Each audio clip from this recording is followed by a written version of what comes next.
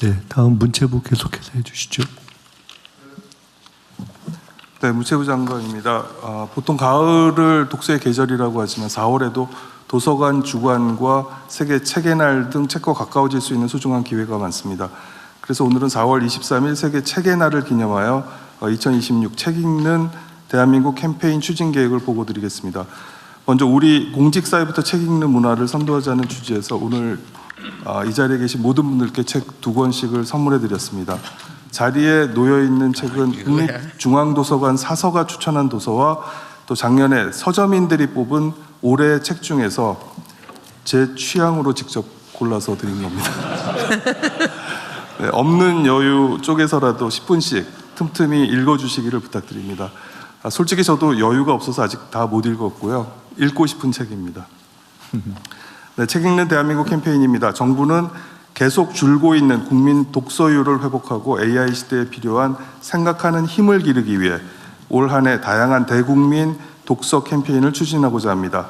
이번 캠페인은 지역 곳곳 국민의 일상 속에서 책 읽는 즐거움을 확산하고자 크게 4가지 방향으로 추진해 나가겠습니다. 첫째, 일상 속 독서와의 접점을 확대하겠습니다. 동네 사랑방인 지역 서점을 중심으로 어린이부터 어르신까지 맞춤형 독서 프로그램을 운영하고 일터에는 직장 문고를 지원해서 폭넓은 참여를 유도하겠습니다. 문화가 있는 날 수요일에는 지역 서점에서 심야 책방 프로그램을 운영하고 온라인에서는 전자책과 오디오북을 무료로 열람할 수 있게 해서 책으로 더욱 풍요로워지는 문화 요일을 만들어 나가겠습니다. 둘째, 국민 참여형 독서 챌린지를 운영하겠습니다. 다양한 독서 미션을 수행하거나 서점, 도서관 등 독서 명소를 방문하면 포인트나 혜택을 나눠드립니다. 셋째, 계절마다 지역마다 특색 있는 프로그램을 운영해서 테마별로 독서의 즐거움을 채워나가겠습니다. 가령 춘천에서는 남이섬 책나라 축제와 연계한 북캠프를 열고 안동에서는 한옥 숙소에서 오디오북을 들으며 산책하는 프로그램을 준비하고 있습니다. 넷째, 민관이 협력해서 홍보를 강화하겠습니다. 각계 저명 인사들을 캠페인 파트너로 모시고 SNS를 통한 릴레이 공유로 국민적 관심을 높이고자 합니다. 또한 국민께서 매월 전국에서 열리는 독서 프로그램 정보를 한눈에 쉽게 볼 수 있도록 통합 정보 서비스를 제공하고 교육부, 국방부 등 범부처와 협업을 통해 책 읽는 문화를 확산하겠습니다. 국무위원님들께서도 많은 협조를 부탁드립니다. 다 했어요? 네. 잘하고 계신 것 같고요. 이거 전에 이 조갑재 대표님이 저한테 한 얘기였는데 전 국민 일대기 쓰기인가 뭐 그런 거 있었죠. 네, 전 국민 회고록. 회고록 쓰기. 네. 그거는 지금 민간에서 주도적으로 한 100인의 어떤 단체들이 모여서요. 개인과 단체가 3월 말에 전 국민 회고록 쓰기 운동 발족 본부를 발족했습니다. 뭘 어쨌든 하긴 하고 있어요. 그거 되게 재밌는 아이디어 같아서. 네, 민간이 주도해서 지금 진행을 하고 있습니다. 우리 국민들의 개인의 일대기도 사실은 엄청난 역사잖아, 그죠?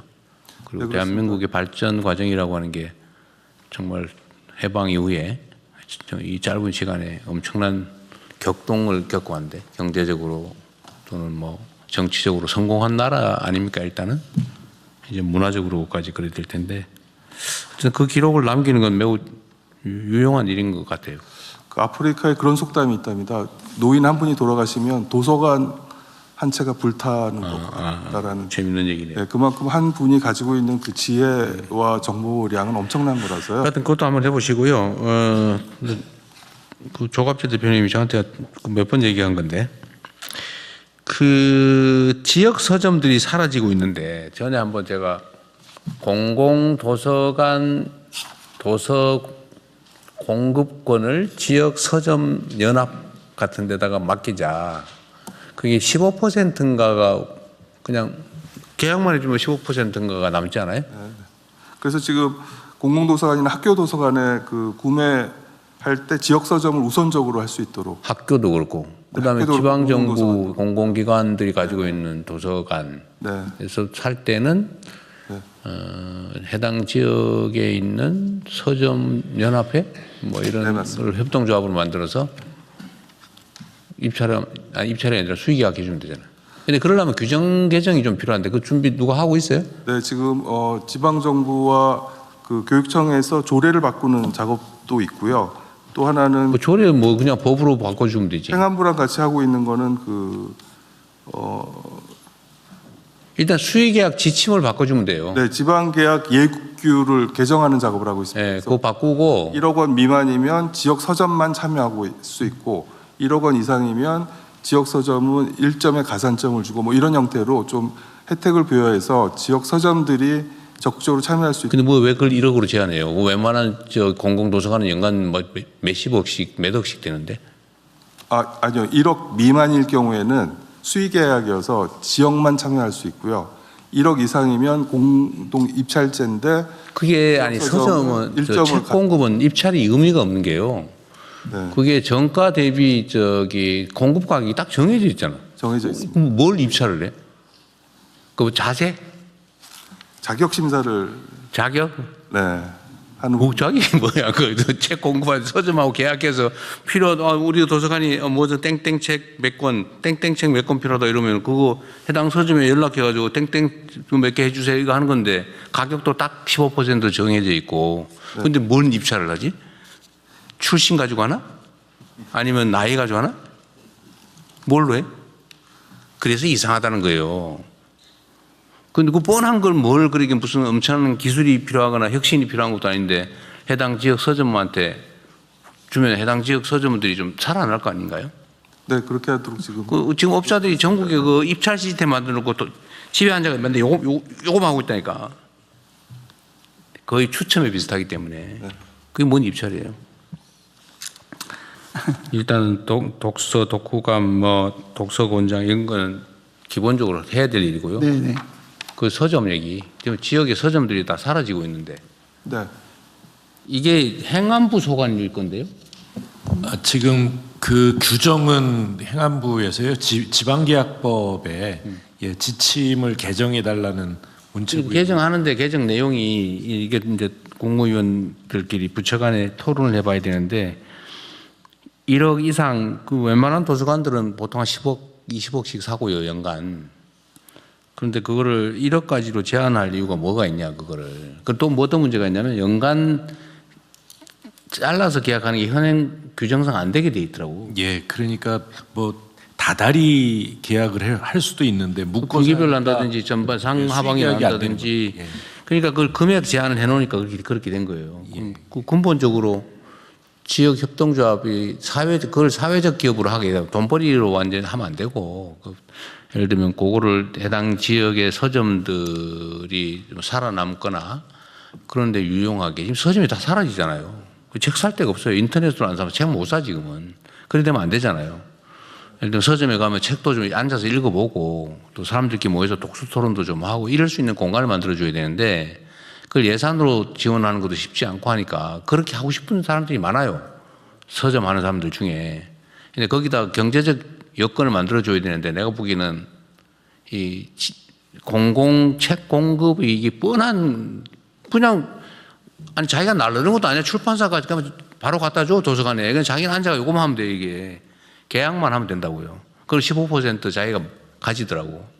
근데 그거를 왜 업자들한테 그걸 막 남겨놓냐. 그럴 필요가 없지 않냐 내 말은. 해당 시군구별로 하든지 뭐 해당 지역 서점 주인들 협동조합 만들어서 거기서 하면 꽤 많이 남아요 그게. 네. 그 어려운 일도 아니야. 그냥 직원 하나 놓고 그냥 그 하루 종일 이것만 하면 돼. 그냥 관리만 하면 돼요. 그럼 나오는 거 가지고 해당 서점들이 나눠 갔든지 이렇게 하면 되거든. 그걸 그렇게 엄격하게 할 필요가 뭐 있냐 이게 공익적인 일인데. 네, 대통령 말씀하신 그 방향으로 다시 점검을 하겠습니다. 네. 그러니까 이것도 우리 장관님 착하시잖아. 그 아마 이거 기한하니까 내부에서 그 아까 회색이 쫙 힘을 썼을 거야. 네? 근데 이거 우리 장관님한테 맡긴 빨간색 의견 들어야지. 지역 서점들 불러가지고 모아가지고 얘기를 들었어야죠. 그럼 그 사람들이 또 빨간색을 쫙 주입하잖아. 그 빨간색, 회색 전쟁을 해가지고 빨간색을 몸에 주입을 해야지. 근데 이게 자칫하면 행정하다 보면 진짜 이런 데 많이 빠진다니까요. 진짜 논리가 그럴듯해 아주. 그 잘못된 것도 아니고 당연히 그렇게 할 수도 있고 그게 또 바람직한 경우도 있는데 우리는 혁신을 해야 되잖아요. 더 나은 상황을 만들려면 기존의 것을 바꿔야 돼. 기존의 것들이 잘못된 게 아닌 경우가 많아요. 새로운 것들은 사실 좀 두렵고 걱정되고. 그런데도 잘 점검해서 해야 그게 사회가 발전하죠. 네. 지금 이것도 내가 지금 몇 번째 얘기하는 거예요. 왜냐하면 이게 상징적인 의미가 있어서 그래요. 뭐 안 된다는 이유가 많아. 하다 보면 뭐 이래서 안 되고, 또 다음에 요거 해결해 놓고 다음에 또 저래서 안 되고, 또 다음에 또 이래서 안 되고 막 하다가 나중에 지쳐가지고 그래 네 마음대로 해라 이렇게 되거든. 근데 그러면 안 된다고. 그러면 변하지 않아요. 네. 더 깊게 살펴서 그리고 하겠습니다. 요새는 왜 신춘문예나 뭐 이런 게 왜 없어요? 신춘문예 있습니다. 있는데 있고요. 활성화가 안 돼 있는 건가? 경우는 응모작이 오히려 늘었습니다. 예전. 들었어요? 근데 이거를 다 민간에다 맡겨놓잖아요. 예를 들면 국가 단위의 권위 있는 뭐 이런 기획 이런 거는 문제인가? 그렇게 하면 안 되는 거예요?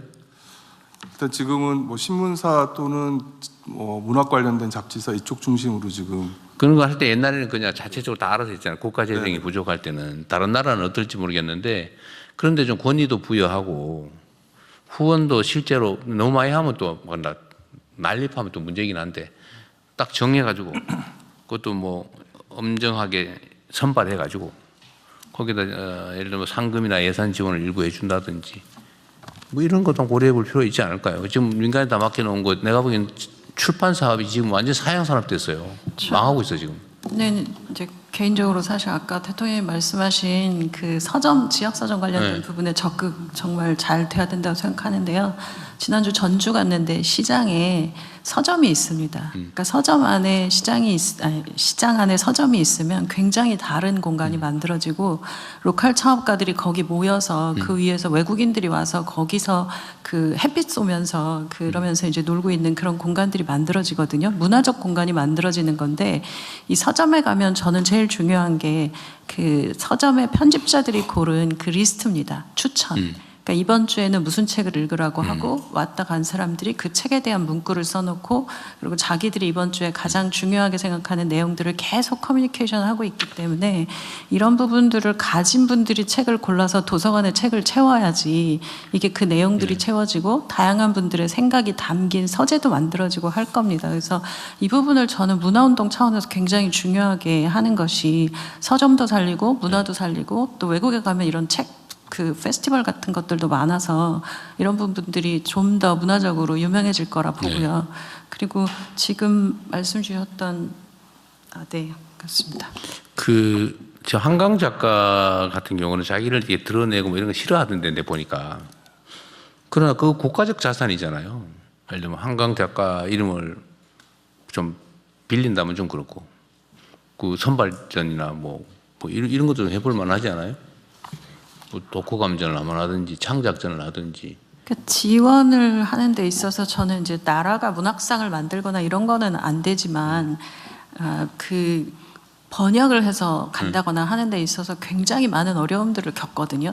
사실 한강 작가 번역했던 그 번역가 때문에 그 굉장히 기여가 컸고 거기에 대해서 국가가 얼마만큼의 번역비를 더 체계적으로 지원해 줄 거냐라고 하는 그런 차원의 좀 프로그램들 그리고 상이 한번 만들어지고 나면 이 상을 계속 유지하기 위해서 문학 출판사나 이런 데들이 굉장히 어려워합니다. 그래서 이것에 대한 지원을 그냥 계속 하는 체계를 만들어. 그러니까 그것도 해야 되고